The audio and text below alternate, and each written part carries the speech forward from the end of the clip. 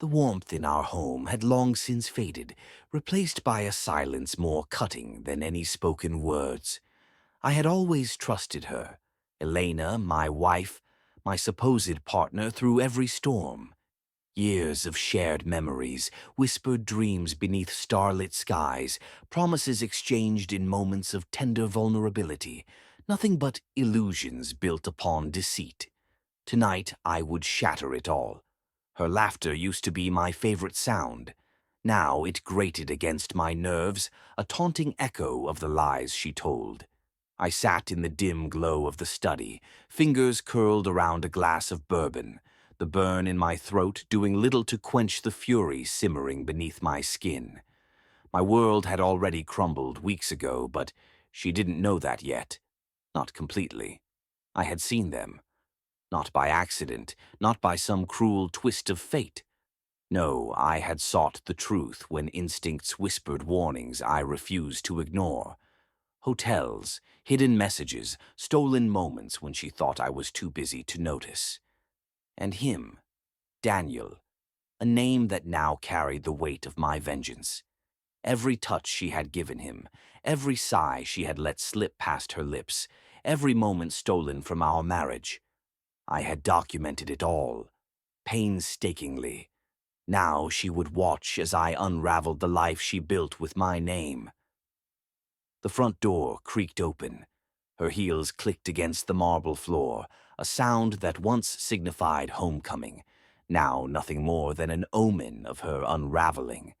I remained seated, swirling the amber liquid in my glass, listening as she hummed, oblivious. "Liam?" Her voice drifted through the space, unaware of the storm awaiting her. I took my time, savoring the weight of the moment. Then, finally, I stood, emerging from the shadows. Her eyes met mine, and for the first time in our marriage, I saw fear flicker beneath her carefully maintained facade. "You didn't leave?" she asked, the faintest quiver betraying her. I tilted my head, watching her. Should I have? Her fingers toyed with the strap of her purse, a nervous tick, one she had when hiding something. I thought you had a late meeting," she stammered, forcing a smile. "You usually do on Thursdays." I let silence stretch between us. Let her squirm. Let her wonder just how much I knew. Then I took slow, deliberate steps forward. "You're late."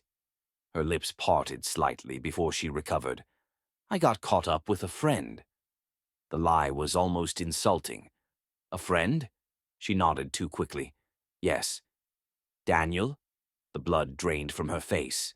The reaction was satisfying. I I stepped closer, the air between us charged with something lethal. "Tell me, how long?" Her throat bobbed, her fingers tightening around the purse. "Liam, How long, Elena?" My voice remained level, but the steel beneath it was unmistakable. Tears welled in her eyes, but they weren't for me.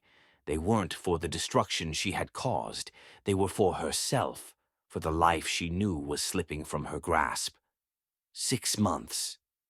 The confession was a whisper, barely audible, yet it thundered through me. 6 months. Every touch, every kiss, every shared night in our bed, tainted. I exhaled slowly, nodding. "Thank you for your honesty." Her brow furrowed, confusion creeping into her expression. "That's it?"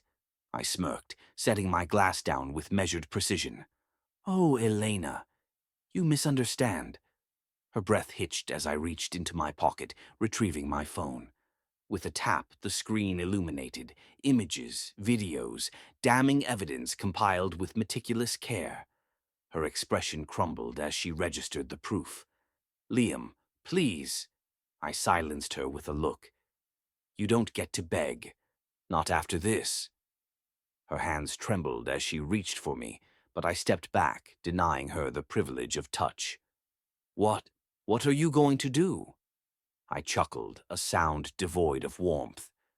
"Destroy everything." Her panic was instant. "No, Liam, please, I made a mistake." I tilted my head, feigning curiosity. "A mistake? A single lapse in judgment?" No, Elena. 6 months isn't a mistake, it's a choice. One you made over and over again. She choked on a sob. I still love you. The audacity. I leaned in, letting my breath ghost over her ear. Watch closely, darling. You're about to learn what real betrayal looks like. Her sobs followed me as I walked away. Elena collapsed onto the couch, her breath coming in sharp, panicked gasps. I didn't pause to comfort her. That privilege had long since been revoked. Instead, I grabbed my laptop from the desk, fingers moving with practiced ease as I pulled up the file directory. The weight of what came next pressed against the room, thick and suffocating. She wiped her face, mascara smudging against her fingertips. Liam, whatever you're planning, please don't. I ignored her plea, clicking open the first folder. On the screen, images flickered, her lips pressed against Daniel's, hands tangled in his hair, bare skin illuminated by dim hotel lighting. Each shot was an incision, carving deeper into whatever trust had once existed between us. Elena let out a strangled sob. You followed me, I scoffed. What did you expect? That I'd stay blind while you paraded around, betraying me in the shadows? She shook her head, gripping the armrest as if it could anchor her in this storm. I never meant to hurt you. Yet you did. Her gaze darted to the laptop. What are you going to do with those? My lips curled into something cold. Send them. Her body jerked. To who? I leaned back, enjoying the way fear coiled around her. Daniel's wife, for starters. Her mouth parted, but no sound came. Oh, you didn't know, did you?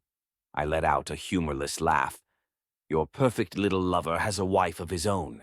And children. She paled, horror etching across her features. That's not possible. He told me he was single. I clicked another file. A wedding photo. A woman with warm eyes. 2 little boys standing at her side. Elena's hands flew to her mouth. No. I let her sit with that revelation, let it gnaw at her like a disease. She deserves to know, don't you think? Her head snapped up. Liam, no. This will destroy them. I slammed the laptop shut, the sound making her flinch. Like you destroyed us. Tears spilled freely down her cheeks now, but I refused to let them move me. Please, she whispered, voice cracking under the weight of her desperation. I stood, slow and deliberate. You don't get to dictate how this ends. She reached for my hand, but I pulled away. Is that all? I asked, tilting my head. Or should I tell you what comes next? A tremor racked through her body. Liam, I love you. I laughed, a sharp, bitter thing. You love the security I gave you, the life I built. But love, I shook my head. Love wouldn't have led you into another man's bed. Her fingers curled into fists. I was lonely. I arched a brow. And instead of talking to me, you spread your legs for him? Her breath hitched. Shame flickered across her face, but I had no pity left to give. You said you're going to destroy everything, she whispered. What else? I smirked. You'll see. Her sobs followed me as I walked away, the first of many nights she'd spent drowning in regret. Morning light seeped through the curtains, casting long shadows across the room. Elena hadn't slept. I could tell by the way she sat curled up on the couch, arms wrapped around her knees, eyes rimmed with exhaustion and fear. Good. She deserved to feel the weight of what she had done. I sipped my coffee, watching her in silence.